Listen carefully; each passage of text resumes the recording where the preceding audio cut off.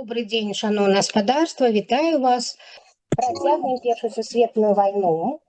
Мы казали с вами, что, скажем, Першая сусветная война пачынаецца адразу, так скажем, такая прапаганда, і паколькі тэрыторыя Беларусі была абвешчана адразу на военным становішчы, тут паўстала такое пытанне. Да? Вось вы бачыце лічбы.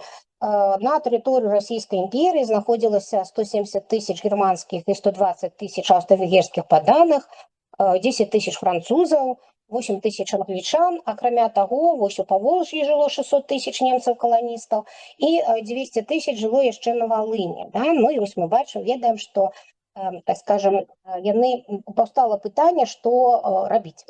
Ну і нават калі з'явіцца, так скажем, пачнецца Першая сусветная вайна, 1914 год, і тут частка расійскага грамадства прыгадае, што імператрыца-то немка на самой справе. Ну і будуць абвінавачваць пастаянна імператрыцу ў тым, што яна нямецкая шпіёнка, і што яна, так скажем, там піша Вільгельму лісты. І да жніўня 1914 года прапаганда ў расійскай арміі была забаронена.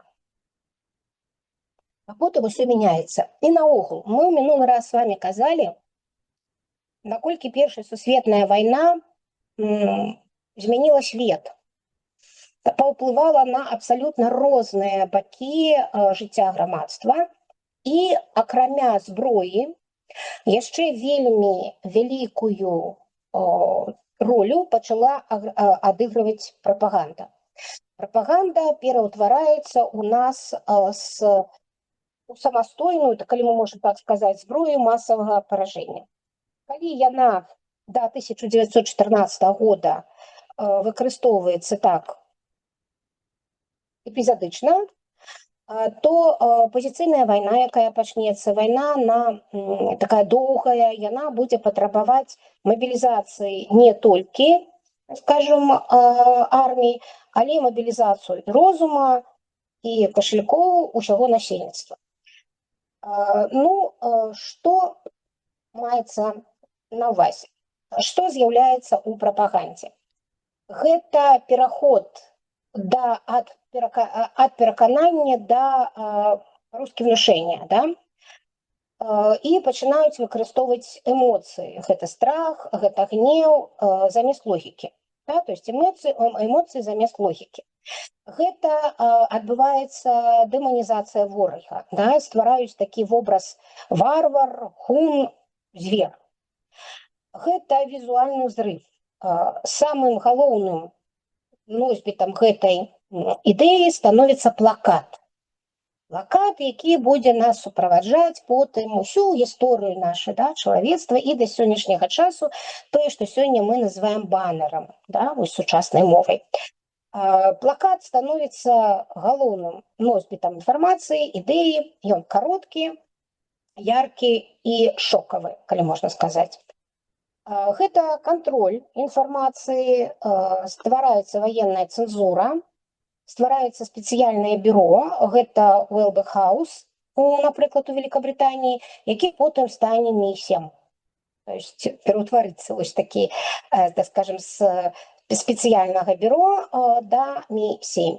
І, конечно, новыя тэхналогіі, якія з'явяцца ў пачатку 20-го стагоддзя, якія будуць вельмі шырока выкарыстоўвацца, гэта кінахроніка, гэта адкрыткі і грамафонныя запіси. Вось мы бачым с вами прыклад прапаганды Великабрытаніі, які ў іх быў, калі сёння мы можам сказаць, слоган. Гэта мастацтва внушэння для цывілізаваных варвараў.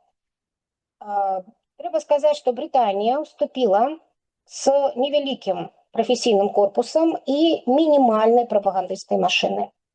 К 1918 году менавіта Великабрытанія становіцца мировым лідарам у сферы прапаганды.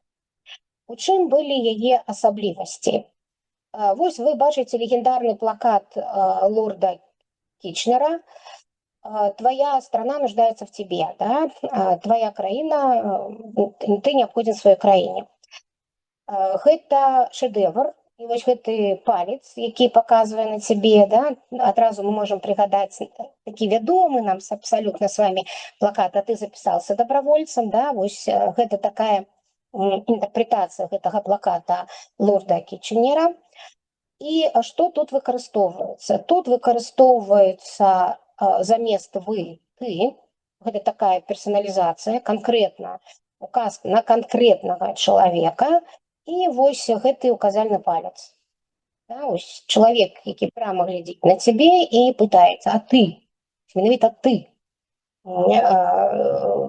ты патрэбен краіне, таму што да 1916 года армія Великабританіі набіралася дабравольцамі. І вось гэтыя плакаты будуць развешаны паўсюдна і ну, будуць аказваць такі вялікі маральны уплыў, абуджаць з аднаго, так скажем, боку пачуццё долга, да, то есть, што ты грамадзянін і павінен краіне, ну і глядзець на цябе в упор, і табе становіцца сорамна, што ты яшчэ не на фронце. Менавіта ў Великабританіі з'яўляецца тое, што называецца атмасфернай гісторыяй. Гэта потым стане эфектыўным метадам. Гэта будуць рэальныя гісторыі і выдуманыя гісторыі. Ну, напрыклад, рэальная гісторыя – гэта расстрэл медсястры Эдит Кавел, і які пераўтварыцца ў такую гісторыю, якая будзе тыражыравацца менавіта прапагандай, і выдуманыя гісторыі, якія павінны абудзіць эмоцыі такія у чалавека. Гэта гісторыі о распятым канадскім салдаце, гэта фабрыка трупаў, гэта гісторыі пра атрубленых руках бельгійскіх дзяцей. То есть гэта ўсё тое, што павінна было пераканаць насельніцтва ў зверствах немцаў. Мэта якая? Прадставіць вайну як барацьбу добра са злом.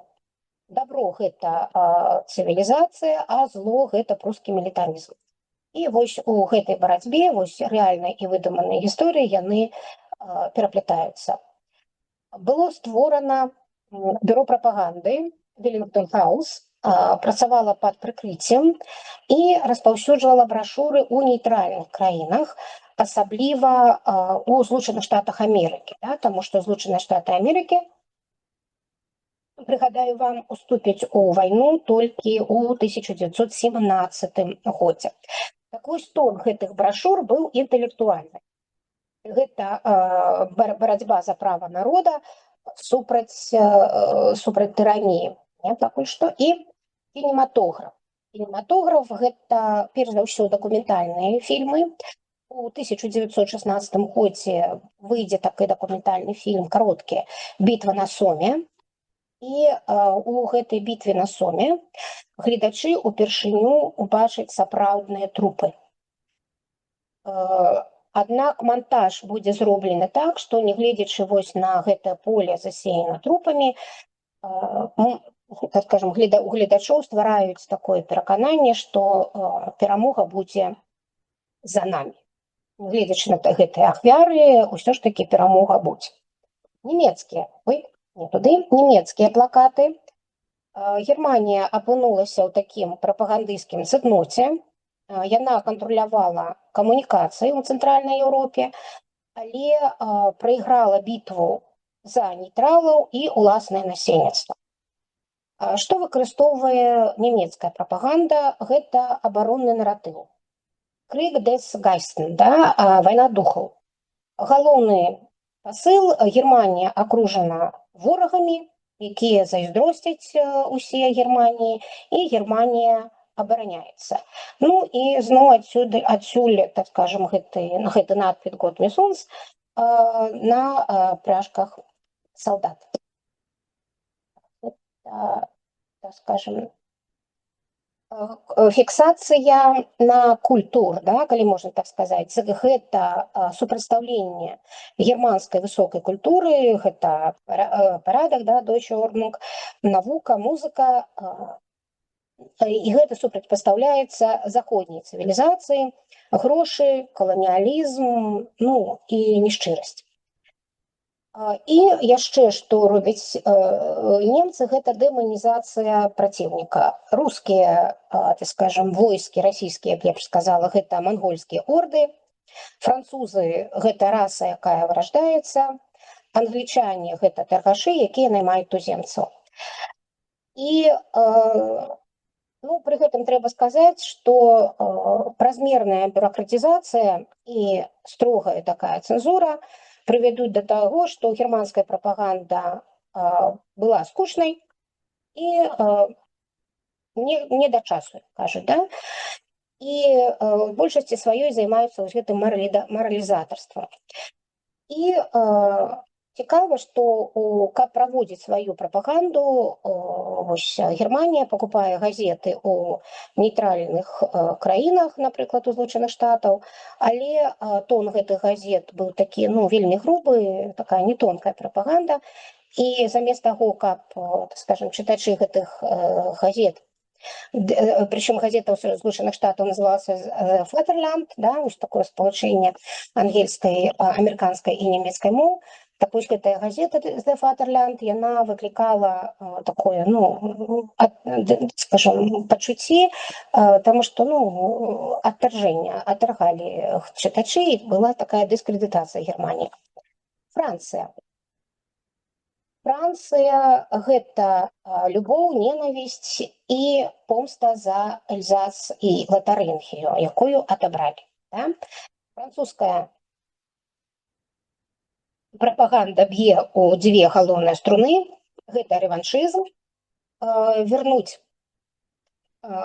землі, згубленыя ў 1871 годзе, і несці цывілізацыю, да? Такая цывілізатарская місія.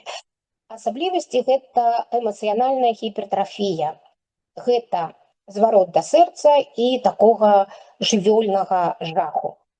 Самыя жорсткія карцінкі зверстваў Божых — гэта насілле, гэта нават расчлянёнка, і плакаты з прызывам «ідзіце на них, пойдзем на них». Да? Немцы прадстаўляюцца як спадчыннікі гунаў, якія атраўляюць калодцы і вербуюць шпіёнаў.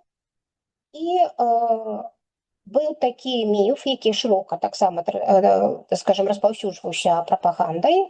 Гэта міф о тым, што немцы жывымі закапваюць французскіх салдат у траншеях. І вось гэтыя гісторыі, як і ў Брытаніі, да, вось яны выклікалі вельмі вялікія эмоцыі сярод насельніцтва. Ну і у французскай прапагандзе была вельмі вялікая роля французскіх інтэлектуалаў. Ну, напрыклад, Анатоль Франц, Ромен Ролан выкарыстоўваліся як рупары гэтай французскай прапаганды. І Францыя стварае, па прыкладу Великабрытаніі, асобную структуру. Гэта дом прэсы для распаўсюджання прапаганды ў войске і тыле. Рускі плакат, ну, такі, калі можна так, слоган «Цар вера і сапёрная лапатка», да, Рыдлёўка. Расійская імперія была найменш падрыхтавана да сучаснай прапаганды. Яна спачатку абапіралася на традыцыйныя вось такія рэлігійныя вобразы, але вельмі хутка вучылася. Ну і вось мы бачым некалькі плакатаў, рускіх плакатаў Першай сусветнай вайны. «Что ж теперь узнаешь вкус, потяну тебя за ус, чтоб не думала Руси, на щелчком ты закуси, а союзник твой австриец, этот жадный кровопеец, на колени сел от страха и пополз, как черепаха. Наши други держат шельму, ходу нет теперь Вильгельму, а избрав такую позу, примет русскую пусть дозу. Руки чешутся казачьи и трещат штаны прусачьи, а несчастный Франц Иосиф, мысль корыстную отбросив, шлет проклятие долги жалкой и пищит под сербской палкой». У чым былі асаблівасці прапаганды рускай? Гэта дуалізм, да? Афіцыйная прапаганда, вось гэта верна-падданская і лубочная, гэта тое, што вось мы бачым, да? То есть вось такога кшталту гэта называецца лубок. Да? Вось так ярка, прымітыўна. Ось, але пры гэтым потым у войсках, рускіх войсках паявяцца яшчэ плакаты, брашуры розных партый. бундаўцы, эсеры, бальшавікі і гэтак далей. Што з вобразам ворага? Немец у рускай прапагандзе не проста салдат, а паганы враг, немчура і фріц. Ну, мы с вами ведаем, што ў пачатку вайны у Петербурзе прайшлі пагромы нямецкіх магазинаў, і Санкт-Петербург быў перайменаваны ў Петраград. Гэта таксама такі прапагандысцкі ход. Ну і асобы акцэнт у рускай прапагандзе рабілі на тым, што немцы, вось паганыя ворагі, яны першае, што робяць, яны б'юць гарматамі па цэрквам, да, такім чынам аскверняючы гэтыя святыя месцы. Вось, ну і трэба сказаць, што вось такі лубок, ён вельмі падабаўся салдатам.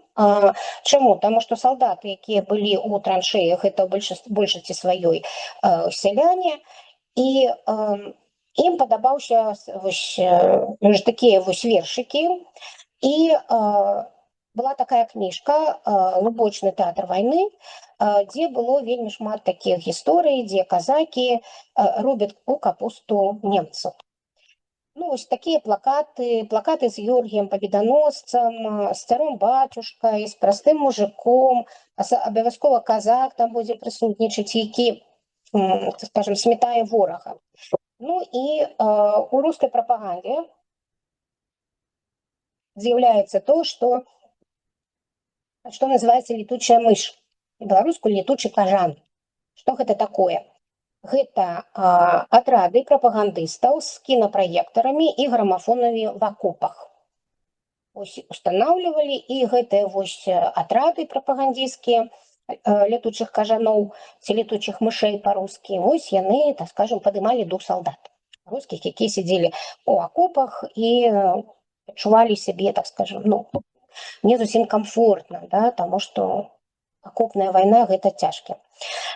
Ну і лютаўская рэвалюцыя, потым кастрычніцкая рэвалюцыя і прапаганда вось такая імперская, яна ўжо губляе сваю актуальнасць, і, скажем, прыходзяць бальшавікі з больш такімі важнымі на той момант словамі «мір, хлеб, зямля», да?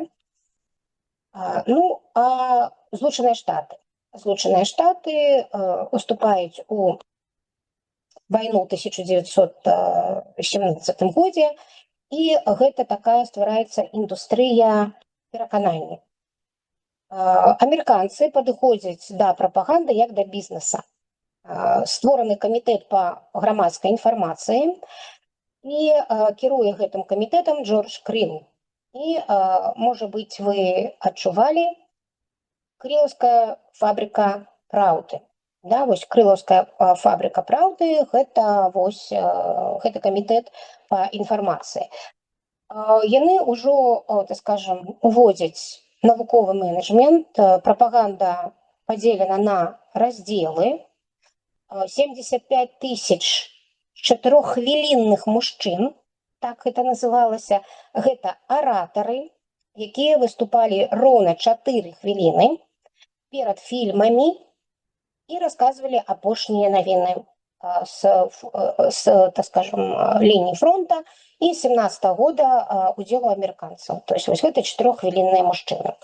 Асобна быў друк, асобна кіно і асобна плакаты. Вайна прадстаўлялася як барацьба дэмакратыі супраць аўтакратыі. Ну, хаця до 17-го года, до ўступлення, Злучаныя Штаты цудоўненька з Германіяй гандлявалі. І Вільгельм у амерыканскай прапагандзе гэта безумны монстр у остраканечным шлеме.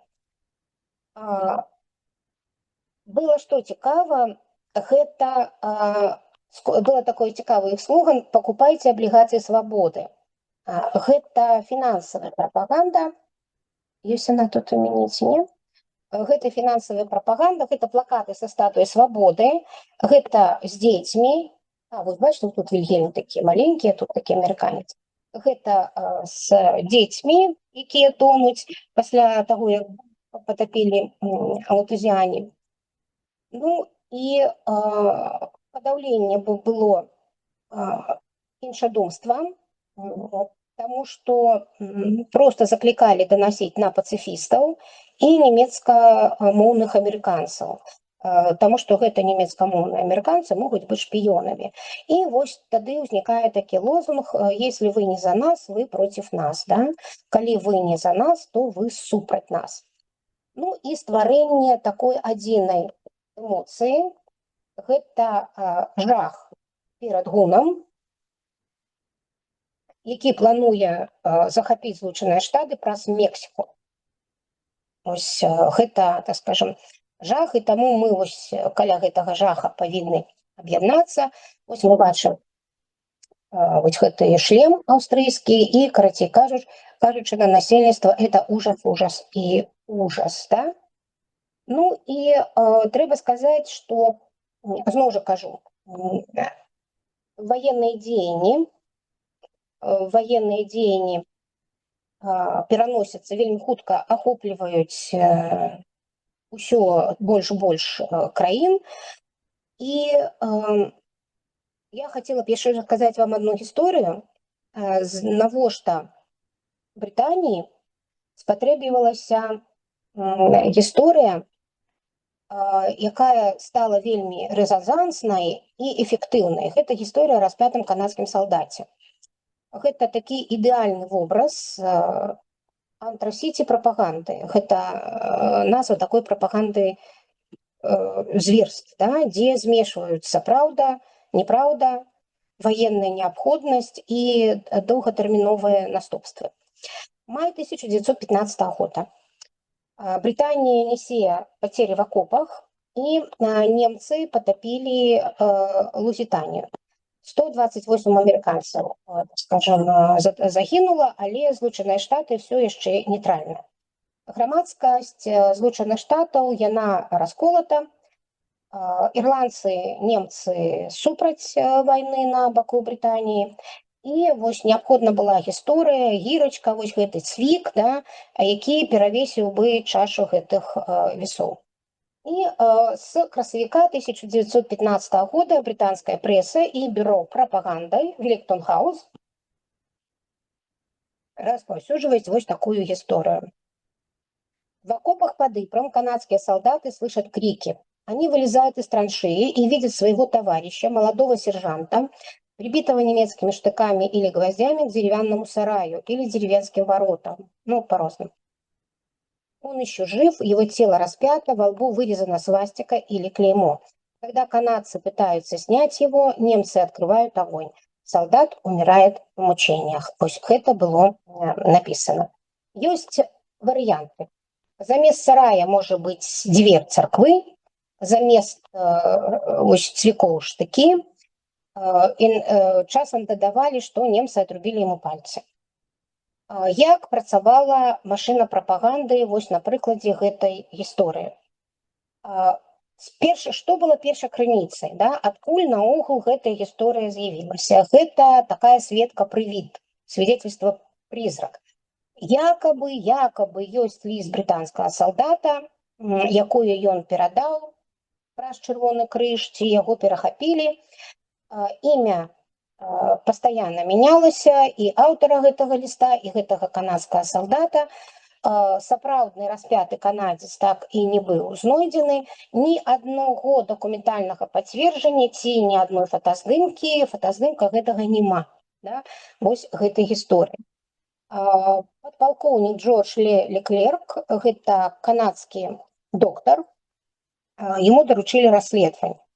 І ён напісаў рапорт, ён размаўляў з 4 очевидцами, якія мы сцвярджалі, і потым высветліў, што все очевидцы не видели событий лично, а слышали от кого-то еще. Один признался, что солгал для поднятия духа. Ну і британский комитет по пропаганде друкуе миллионы брошюр на ангельской, французской, итальянском и испанской мовах, испанской для Латинской Америки. Плакаты з'яўляюцца, сілуэт распятага салдата і подпіс «Гэта пруская культура». Лорд Брайс, гэта аўтарытэтны гісторык, экс-пасол Злучаных Штатаў, У 1915 годзе друкуе справаздачу аб нямецкіх зверствах і уключае гэтую гісторыю ў гэтую справаздачу. І гэта ў раздзеле забойства параненых. Гэтую справаздачу чыталі міністры, суддзі і прафесора. І ў Злучаных Штатах Амерыкі гэтую гісторыю ўспрынялі як аб'ектыўнае расследаванне. Што гэта дало? Што дала гэтая гісторыя? Ну, па-першае, гэта амерыканскі пералом. Шмат хто ў Злучаных Штатах калебаўся, паверылі. Асабліва моцна гэтая гісторыя ударыла па рэлігійным кругам, гэта католікам і пратэстантам. Распяцце гэта такі сімвал, да, распяты можа быць Христос, і немцы як распінацелі гэтага Хрыста новыя, гэта ўжо не толькі вайна, гэта ўжо багахульства супраць Бога і гэтак далей. Адбыўся вербовачны бум у Канадзе. Пасля публікацыі колькасць добраахвотнікаў у канадскі экспедыцыйны корпус вырасла на 300%. 300%. Канадцы хацелі адпомсціць варварам за распятага канадца. І мабілізацыя брытанцаў. Ненавісць да немцаў у Брытаніі становіцца татальнай. Нават дасталося сабакам, нямецкія аўчаркі ў Англіі атрымалі клічку эльзаскія волкі. І ў Вялікай Брытаніі пачынаюць байкатаваць нямецкія тавары. Пасля вайны брытанскі ўрад вельмі ціха прызнаецца, што расследаванне, якое было праведзена, не знайшло ніводнага трупа, ніводнага цвіка, ніводнага даставернага сведкі. І, хутчэй за ўсё, гэтая гісторыя была абсалютна выдуманай или заснаваная на знаходжанні аднаго скалечанага цела кулямі, але не штыкамі і не цвікамі. І калі ў 1939 годзе Брытанія зноў абвесціць вайну Германіі, то у грамадстве Великабрытаніі частка будзе задаваць пытанні. Зноў гэтыя байкі пра распятых мы не верым. І гэта такі своеасаблівы цынізм выжыўшага. Грамадства ўжо крышачку забыла, што якая была вельмі жорсткая вайна, але памятала вельмі добра, што ўрады ім хлусілі, што вось не было такога, да? І частка гісторыкаў, хто вывучае гістарычную псіхалогію сацыяльную, яны кажуць, што гэта быў адзін з фактараў, чаму ў 30-е гады цяжка было пераканаць еўрапейскае грамадства, што трэба спыняць Гітлера. Таму што шмат чаго наварацілі, так скажам, напярэдадні. І вось гэты прыклад аб распятым канадскім салдаце, гэта такі, прабачце за цынізм, залаты стандарт прапаганды Першай сусветнай вайны. Таму што ён выклікае такую простую эмоцыю, гэта ярасць, да, і святатацтва, гэта дэманізацыя ворага, немец не салдат, а палач Хрыста. Гэта неправяраемасць, таму што вельмі цяжка праверыць ва ваенных дзеяннях, як гэта адбываецца. Гэта цепная рэакцыя, спачатку слух, потым ліст, рапарт, справаздача лорда Міф. Гэта результат, карысны вынік, вербоўка, нейтралы і ненавісць. І такі пабочны эфект – гэта недавер да ўлады, калі гэта ўсё ускрываецца. Вось такая гісторыя. Ну і мы бачым з вами тут фотаздымак Мікалая II, таму што, нягледзячы на тое, што военные дзеянні у нас, ну это Европа, да, военные дзеянні у нас пачынаюцца на беларускай зямлі ў 1915 годзе, на беларускай губерні на военным становішчы ўжо з 1914 года. І так, тут, так, да. І у нас што? У нас стаўка ў Баранавічах. І якія асноўныя дзеянні на тэрыторыі Беларусі? Гэта абарона крэпасці Асавец на захадзе Гродзенскай губерніі, зараз гэта тэрыторыя Польшчы. 4 расійскія роты супраць 40 нямецкіх батальёнаў. Гэта сакавік-жнівень 1915 года. Камандзірам крэпасці Асавец быў генерал-лейтенант Бжастоўскі Мікалай Александрович, выпускнік Полацкай ваеннай гімназіі. Да? Вельмі таленавіты. Калі немцы падыдуць да крэпасці, яны скажуць, каб Бжастоўскі здаўся. Ён скажа, што не. Ён адмовіцца, і тады нямецкія войскі вырашаць узяць штурмам гэты Асавец. Вось вы бачыце казармы асаўца. І для таго, каб, скажем, знішчыць тых, хто абараняў гэтую крэпасць, яны пусцяць газ. Паколькі абарона была ўжо, так скажем, некалькі дзён перад гэтым, вось, то, канешне, былі параненыя. І вось гэтых параненых яны складвалі, так скажем, такі быў холм, і за холмом складвалі гэтых палонных, прабачце, параненых. Тараплюся, але ў мяне яшчэ 6 хвілін. І вось гэтыя, вось так. І калі ўжо немцы пусцілі газ, пачакалі пэўны час, і будучы ўпэўнены ў тым, што ўжо ніхто з іх не выжыў пасля гэтай газавай атакі, немцы пачалі заходзіць у гэтую крэпасць, а вось гэты газ, ён абмінуў гэты холмік. І вось гэтыя параненыя салдаты, узяўшы вінтоўкі, яны выйшлі да гэтых нямецкіх частак. І гэта ўвайшло ў гісторыю як атака мертвякоў, атака мертвецов. Немцы не былі наогул падрыхтаваныя да таго, што яны ўбачаць. Гэта была вельмі такая нечаканая, вось, і гэта прывяло да таго, што немцы проста пачалі бегчы. І хто гэта былі? Гэта вось рускія, ну, я б сказала, салдаты, абаронцы гэтай крэпасці Асавец, штыкавая контратака, выгляд гэтых салдат, гэта жоўта-зялёны ад хлора, часам харкаючы крывёю, нават яшчэ плюс дадаецца гэтыя свае паразы. Ну, гэта, канешне, на немцаў вельмі вялікае, скажем, уражанне было, і немцы на самой справе адступілі. Да, яны адступілі, але зноў яны пацягнулі артылерыю і ўсё роўна узялі гэтую крэпасць. І па загаду стаўкі Асавец быў, так скажем, узарваны. Ну, і гэты сімвал стане, вось гэты подзвіг, прабачце, да, стане адным з сімвалаў стойкасці рускай арміі Першай сусветнай вайны. Вось гэта атака мертвецоў, да, гэта вось такі подзвіг, які стане сімвалам такой мужнасці і непераможнасці. Да? Вось менавіта ў Першай сусветнай вайны. Вось мы ўсе ведаем абарону Брэсцкай крэпасці ў гады Вялікай Адчыннай вайны.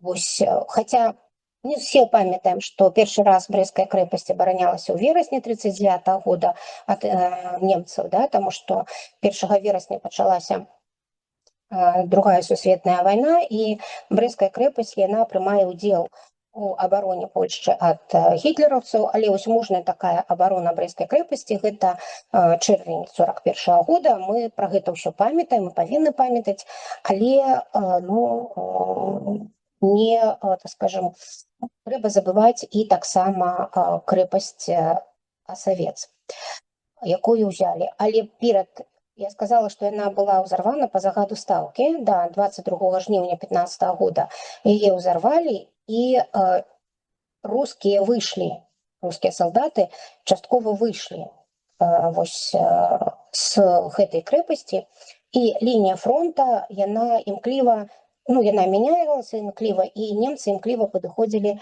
да тэрыторыі Беларусі. Ёсць рэальны Герой гэтай крэпасці Асавец гэта падпаручык Катлінскі.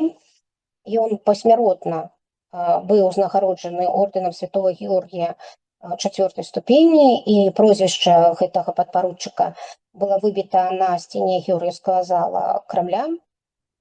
Вось, ну і зноў жа кажу, гэта вялікі сімвал, да? 100 кіламетраў ад Германіі крэпасць, якая сковвала нямецкія сілы каля 8 месяцаў. Гэта вельмі, вельмі доўга. Але пакінулі, і фронт наблізіўся да тэрыторыі Беларусі. У жніўні 1915 года стаўка верхоўнага глаўнакамандуюча перанесена з Барановіч у Магілёў. Ну, а на нашай тэрыторыі разгортваюцца падзеі верасня 1915 года. Гэта Свінцянскі прарыў, гэта нямецкая наступальная аперацыя, гэта пагроза Мінску, і вось мы бачым гэтыя тры такія, скажам, лініі накірункі стрэлкі германскіх, прабачце, удараў. Як я ўжо казала, стаўка пераносіцца з Барановіч у Магілёў, і вось гэты Свінцянскі прарыў, які быў спынены велізарнымі чалавечымі ахвярамі, страцілі Вільню, і трэць тэрыторыі Беларусі апынецца пад акупацыяй нямецкай. Пачнецца нямецкая акупацыя. А што ж будзе далей, што будзе з насельніцтвам, мы ўжо з вами паразмаўляем у наступны аўторак. Дзякуй вам за ўвагу, беражыце сябе, і да сустрэчы у наступны аўторак у 12 гадзін.